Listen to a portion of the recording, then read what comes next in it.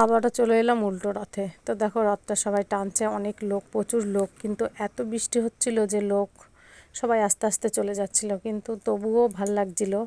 কিন্তু এবার উল্টো রথে এসে না আমি দারুণ একটা জিনিস দেখছি, এই জিনিসটা কিন্তু আমার দারুণ লেগেছে। আগের সোজা রথের দিন ছিল সাঁওতালি নাচ, আর এই যে একটা নাচ, এটা কোথাকার নাচ আমি জানি না, এই নাচের তালটা আর নাচটা আমার বেশ ভালো লেগেছে। তোমরা যারা দেখেছো তারা অবশ্যই বলবে এই নাচটা তোমাদের কেমন লেগেছে। তারপর দেখো এই যে চলে এসছে প্রজাপতি, আর এখানে ছৌ নাচও ছিল, যেহেতু বৃষ্টির জন্য সব বন্ধ হয়ে গেছে। এবারে রথটা একদমই ভালো যায়নি, কি সোজা রথ কি উল্টো রথ। তারপর দেখো আমরা যাচ্ছি